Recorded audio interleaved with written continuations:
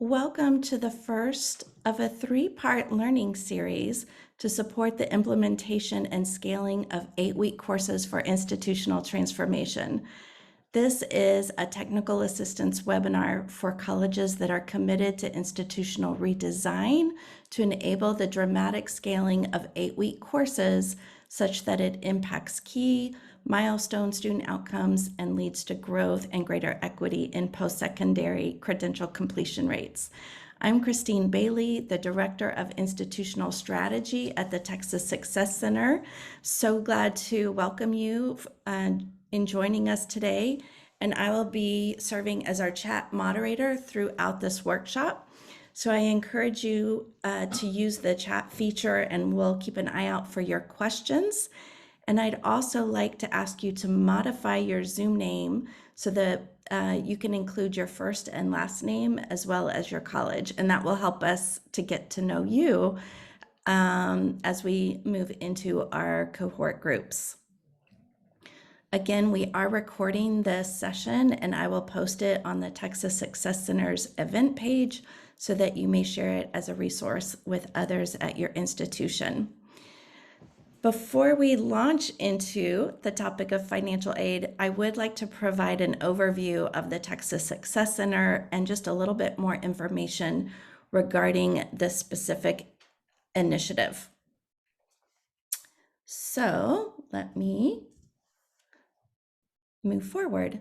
The Texas Success Center serves 48 community colleges in Texas and is dedicated to social and economic mobility. We support community college strategies that empower Texans to rise out of poverty and focus on eliminating equity gaps in student success. And all of our Texas community colleges are committed to implementing the Texas Pathways Framework. So this framework enables learners from multiple entry points, whether it's from high school or whether it's adult learners, to enter and pursue a pathway to their career goals, to college achievement, and transfer to a four-year institution. And the Texas Pathways strategy is anchored in 4 pillars of work. And this is the guided pathways model that is research-based and comes from the American Association of Community Colleges. And I believe that your efforts to scale 8-week courses are really going to impact each of these 4 pillars. So your internal conversations should reflect on Pillar 1, mapping practices for programs of study and refined pathways to student end goals. Your efforts will also impact pillar number 2 and should include the development of practices that help students enter and select program pathways that are offered via 8-week terms. And then the development of predictable schedules and strong advising practices will support students in 8-week courses and should improve institutional efforts to keep students on their path.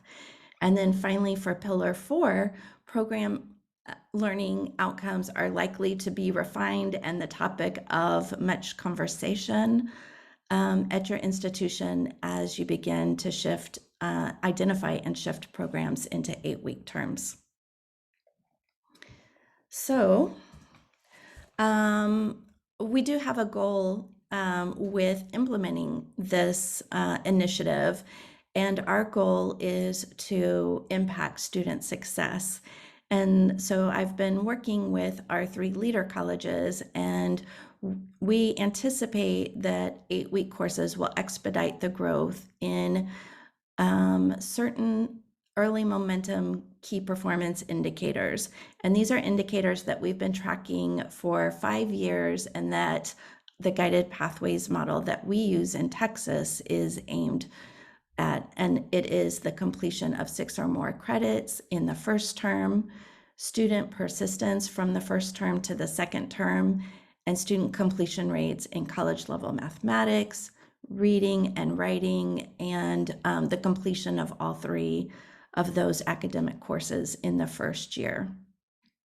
So I'm so excited to welcome our leader colleges, which are Odessa College, Kilgore College, and Grayson College. Leaders from these three institutions have been working really hard and are excited to work closely with the 14 institutions that have accepted this commitment. And these three institutions were selected by the Texas Success Center very specifically because they have already demonstrated improved student outcomes through the successful implementation of their 8-week courses at scale. So they've already done this work. They have lots of lessons learned. They have lots of best practices, and they have the data to show the impact. And so I'm sure that they will be sharing that with you as we progress through this journey. Today, we have the opportunity for you to join your leader college and the team members that they've brought regarding the topic of financial aid. So if you've just joined us on this journey, welcome, and want to make sure that you know which leader college you are paired with so that when we enter the chat rooms, you'll have the option to join your leader college.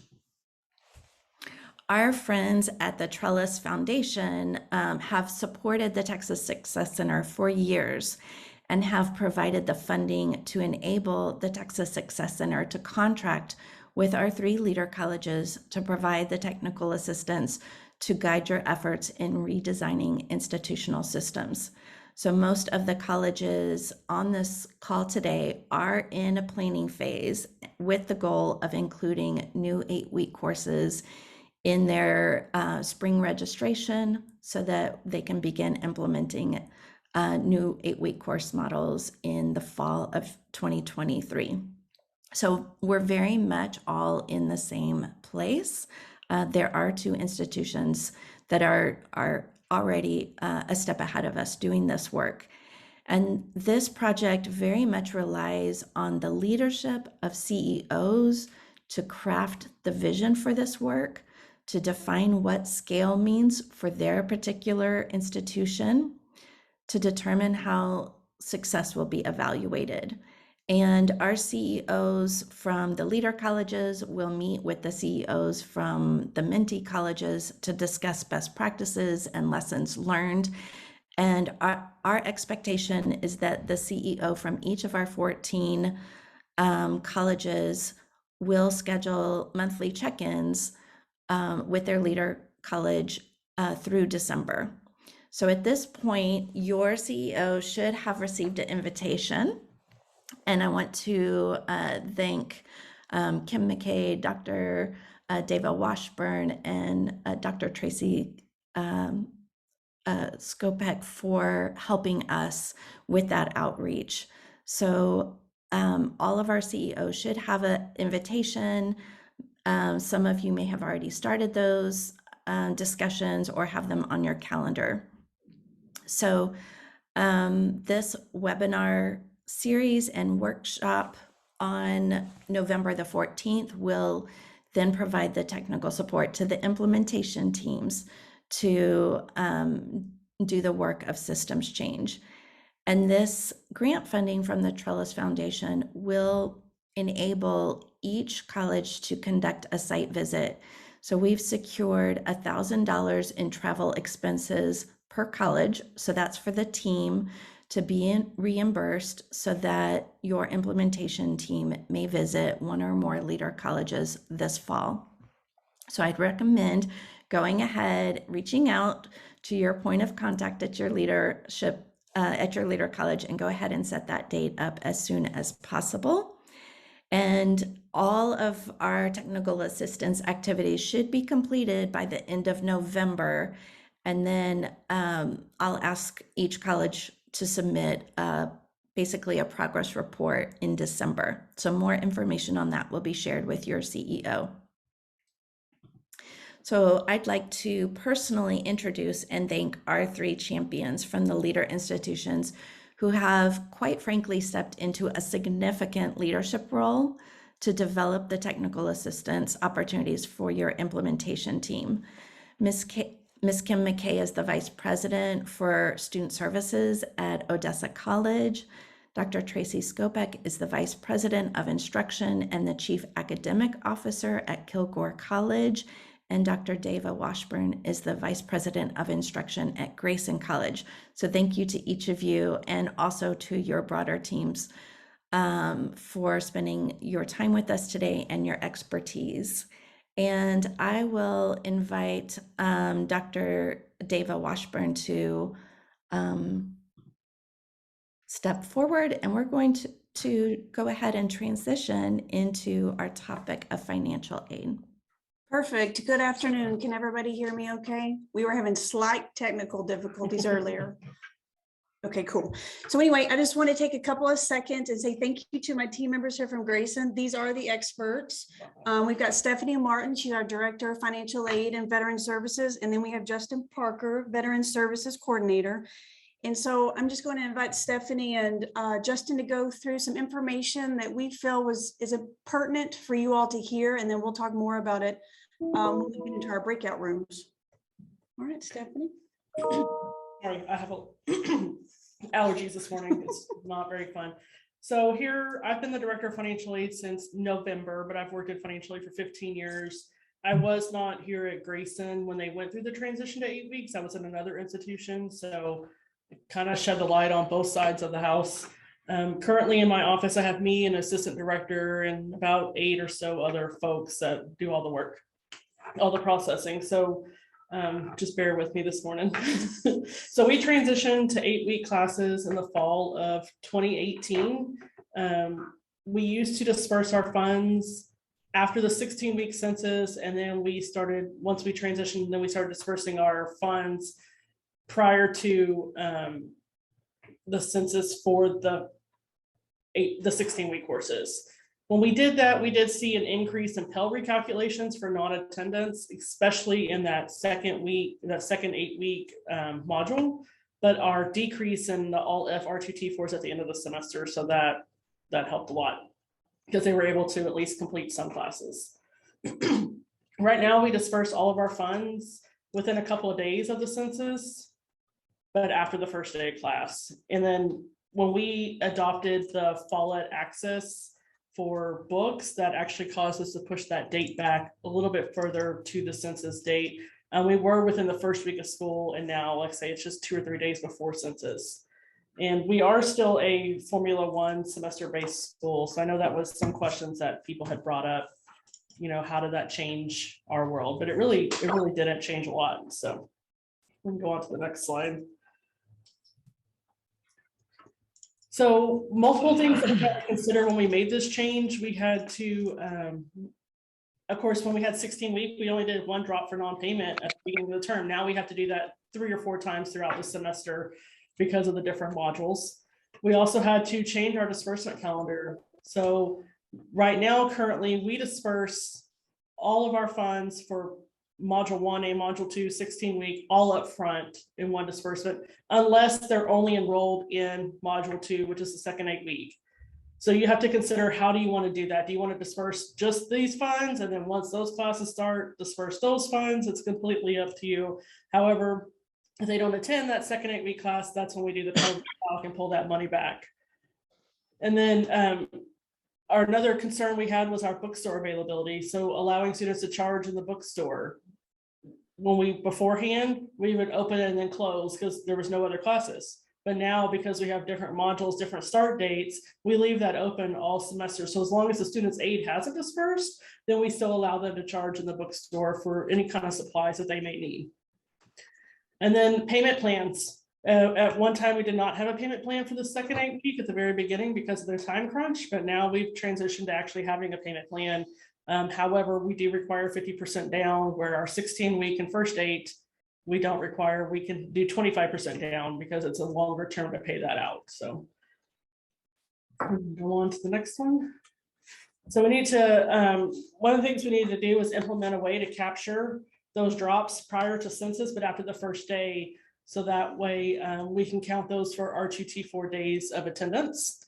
So that was a big hurdle that we had to manipulate some reports many times to get exactly what we needed. And then do you want to use a Pell recalculation freeze date? Oh, that's been up in the air multiple times here. Which way do we want to go? And so right now we do have a freeze date. So, and then for SAP, we run grades at the end of the 16-week term. We don't run them in between with the 8 weeks. It's just for us, we look at it as a semester. So we run SAP on a semester basis. So you could run it at the 8 weeks, but it's completely up to you.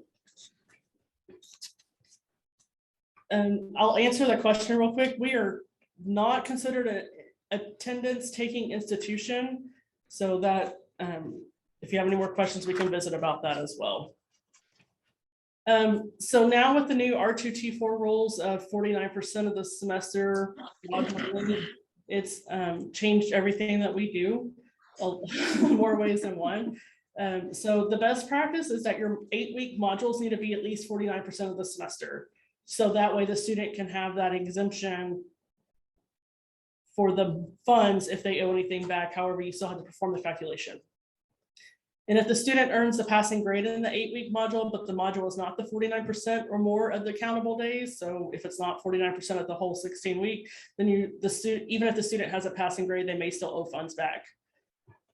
And then we have seen successful course completion. It has increased. However, we have noticed that more, and it's getting better as the years go on, but more students were not starting that second 8-week term. They were coming first 8 week, failing, but then they weren't continuing on for the second 8 week, either A, not progressing at all, or B, just coming back for the next long semester. So and then I'll let Justin here talk about veterans benefits because he's the expert there. Good afternoon, everyone. Like Dr. Washburn said, I'm Justin Parker. I'm the Veteran Services Coordinator, and I've almost been on this job for a year now. So I am somewhat the expert when it comes to this stuff. So the only veterans benefits that really get affected by the transition from or the implementation of an 8-week course would be your Chapter 31s, because you have the monthly housing allowance payment. So in order to pay out that monthly housing allowance, the VA has something called rate of pursuit. Students have to at least be enrolled in 6 semester hours or more within that term in order to get it.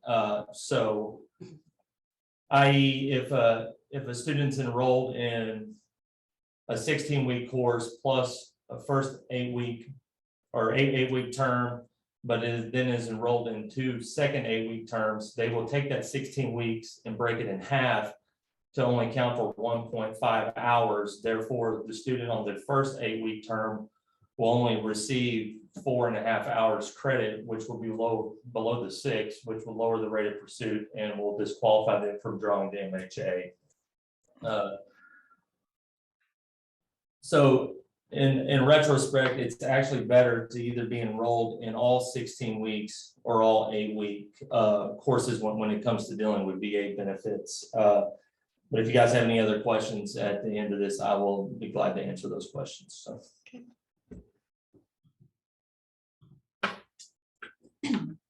Here's my contact information. If you have any questions, of course, we'll meet in our breakout rooms, but if you have any further in detail questions, we can always call or chat over email as well. So I think that's all I have. No, awesome. So thank you. So I think Odessa has some things to share now. Thank you so much.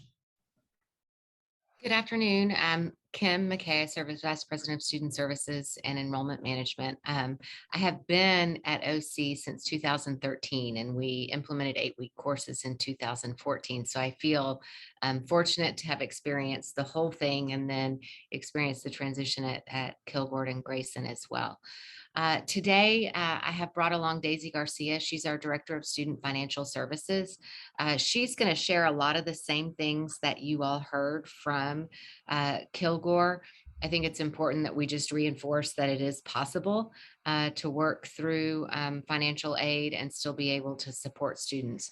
We've seen some phenomenal growth and in part-time students' ability to access financial aid like they've never been able to access it before, because they're able to take 6 semester credit hours per semester.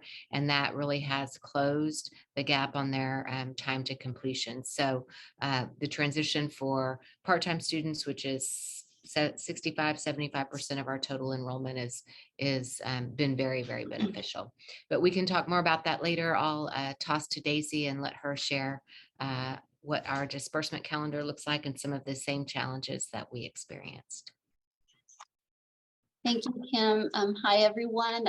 I've been in financial aid for 9 years, and I had started back in 2014 when this was already in place. So I think this is a blessing that I didn't have to know how to transition from 16 weeks into our 8-week courses. So right now, the slide that we have in front of us is for our fall 2, so our second terms, and how we go about processing and awarding and all that good stuff. We start awarding in March for the new academic year. And so starting from March all the way through October or March for the following year. If it's for spring, students now have to accept their financial aid by logging into their student portal. Then during that time, as we're working statements for our refunds, if we see that the student is only in the second 8 weeks, we place their aid at a pending status. That way, they won't receive their refund yet until classes have actually started for them. 1 week before classes start, we then switch from a pending status to an active status, and we transmit all of their aid and apply it to their tuition and fees balances that they have. And at that time, they can go to the bookstore and purchase any books that they may need, books or supplies that they may need for their courses. And then, of course, 10 days after they have their refunds, it would be refunded to them either by direct deposit or checks, whichever forms that they have chosen. And then on our next slide, this is how we typically do it. Again, starting in March, award for the new academic year, and students have from March through August to accept their financial aid by logging into the Wrangler portal. And then 1 week before classes start, again, we place or transmit their aid, and then that students can then use it at the bookstore to purchase their books. And then the next step again is 10 days after, they will receive a refund. And this refund, if it's students are registered for both term 1, term 2, or the 16-week term, they will receive the refund for all of, for all their classes that they're registered for. So things to consider, a big concern for us, and that we're still trying to navigate, trying to learn how we can do better by our students is, we award our students for the whole 16-week term, fall 1, fall 2, 16 weeks. And they receive the refund if they're in the whole semester, they receive their refund at the very beginning. And so some students leave or withdraw from those classes for the term 2, which then adjusts their Pell. We still adjust it. If it's before census, it will automatically adjust. And if these students have already received their refund, they're left with that balance that sometimes they can't, more than likely they've already used that refund. So they can't pay back that balance that they have. And now they're left with that balance that will keep them, from registering for the next term. Our student veterans, Grayson College already pretty much hit, the concerns that are considerations that we have to take into when making this transition for our 8-week courses. Our student athletes, a thing that's a good success for our athletes is they can arrange their schedule according to when it's the most busiest time for them, with their playing season. They can front load, when they feel like won't be as busy for them, and then just, move the classes where won't be as time consuming whenever they're having to dedicate, their time for their sport that they're in.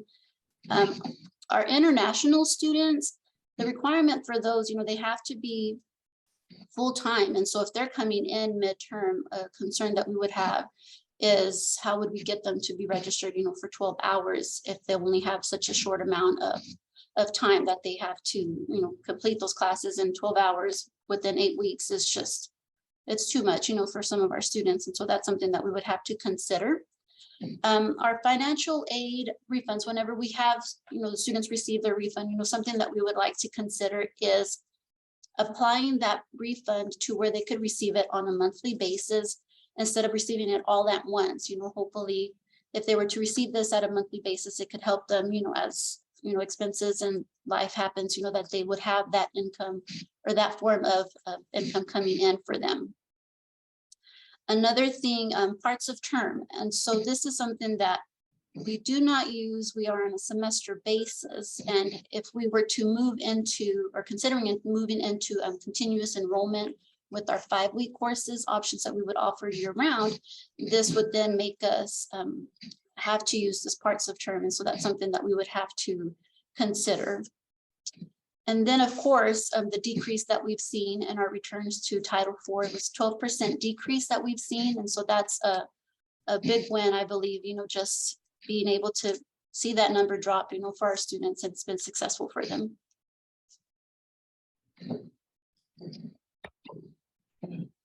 And that is all that I have for us. All right, so I'm Tracy Skopek, Vice President of Instruction at Kilgore College, and I brought a team with me, and unfortunately I left somebody off the slide, which I absolutely hate, but we absolutely, of course, have Jackie Kelly, who is our Director of Financial Aid and Scholarships.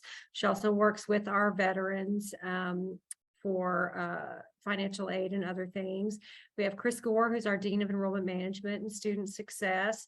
Dr. Stacy Martin is with us, who is our Vice President of Student Services. And we also have Dennis Clyburn, who is our Registrar. So this is a fantastic team to be able to answer your questions today and sort of get into whatever weeds you want to start with during our breakout sessions. They should be able to answer all those. Next slide. So Casey's Road to Success, as Kim mentioned earlier, we started our journey in 2019. So we're still a little bit new at this. And then especially once you hit a pandemic, during a little bit of that kind of, we moved forward, but it presented some additional difficulties that I think we can shed some light on for those who, now that we're sort of maybe post-pandemic, but really this was sort of our model, which was, again, you have to have a really good plan. You need to celebrate and have a good kickoff once you get your implementation. And again, that's kind of what we're here to help all of you with, is your implementation teams. And also, and then remember, you've got to adjust. It's a constant ongoing process. And then celebrate the big things, but also the little things when it comes down to being able to get things moving. Next slide. Okay, I'm making sure I had all this down here. So real quickly, our disbursement calendar, and Jackie Kelly can go through this more specifically during the breakout, but we award for the new academic year during February. And then September, November for fall, we do the aid disbursement, and then our refunds are 14 days after that, which does create some difficulties, which we'll talk about in a second. February, April is our aid disbursement for spring with the refunds, again, 14 days after that. Next slide. And so some of the concerns and successes, again, it's, I didn't want to reiterate what you've heard. We obviously have some of the same concerns with veterans, athletes. Again, it's helpful if students take all 16-week or all 8-week. We don't have that many 16-week any longer. So, but mixing and matching can be really difficult. The one thing, of course, that we are learning and continuing to grow with is that this is obviously an ongoing process. Software changes, we need updates. We recognize a process is not necessarily as student friendly or causes a lot of back end work. So we have to constantly pivot and figure out new ways to do things. And again, as I mentioned previously, software limitations mean we return Pell Grant funds quite frequently, or we have a large population of Pell Grant students. And so again, this is something you have to kind of remember to think about. Financial aid also does not allow a student to retake a course the second 8 weeks that they failed the first 8 weeks. There's some difficulties with this. So, you have to have some good advising in addition to your financial aid discussion so that you can make sure your working through some of these hiccups that occur. It has also created some issues with our SAP appeal process. Again, we're working through the limitations of our software. We are Gensbar School, as we'll talk about, and so hopefully we can get some upgrades to make some of these things a little bit easier. As someone mentioned earlier about the bookstore, sometimes our financial aid students have to wait to purchase their course materials, which if you're thinking about an 8-week course can set you back a little bit when it comes to being ready and prepared. One of the ways we're combating that, of course, is we want to move to as much OER or inclusive access embedded in fees as much as possible so that it's not as big of a deal to have students not have access to a textbook. OER is definitely something we have begun to embrace fully to help with some of these kinds of issues for students. As Grayson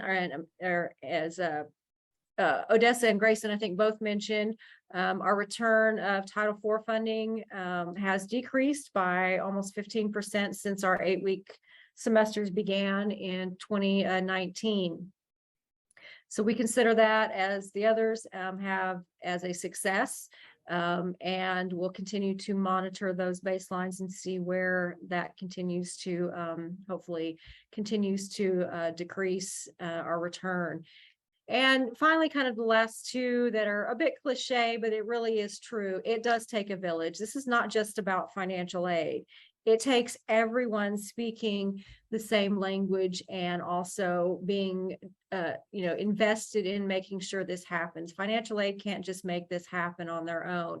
It has to do with catalogs and how classes are offered and scheduled and how we all are working together to make this a thing. And then if it's not quite working, you just try and try again. You just redo it. It's okay. And I think that's one of the biggest lessons is you constantly, we learned at the feet of Odessa, which, is again, kind of the one you want to, and, that's something, not every institution is going to do it the same way that Odessa or Grayson or Kilgore does. And so whatever works for you, and that's where the try and try again keeps coming in. This is a continuous process.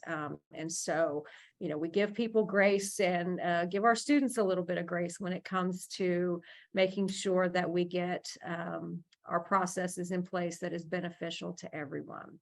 And so that's the end of mine. Dr. Skopek, there was a question about are you an attendance taking institution? We got a no from the other two. I'll let my team answer that one.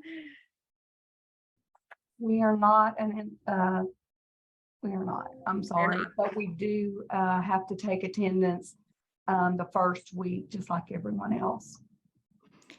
Thank you. And then there was another question about the financial aid management systems. We are currently on PowerPhase, but we are transitioning to the Gensbar financial aid module. It sounded like there were several folks who were doing the same. Let's go ahead and shift to our breakout rooms. So Sway, if you will open the breakout rooms for us, we will pull you back at 12:55 to join us once again in this large room for closing thoughts. So if you will take a moment to find at the bottom that breakout room icon, if it doesn't just pop up for you, you can select your leader college and join them in the breakout room. Welcome back. I do have just a few more items that I wanted to share with you. I've asked I want to ask our leaders of each of our 14 participating colleges to note the upcoming professional development opportunities. And I'll be sharing an email directly with the CEO with these dates. So we have a webinar on September the 9th for faculty buy-in, and then our third and final webinar on October the 5th for dual credit and early college high school. I do not it's not required that your entire implementation team join these webinars. Instead, I would probably select the 2 to 6 members that are really going to be your content experts.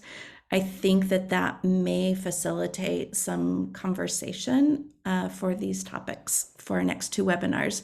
And then we do have our Pathways Institute.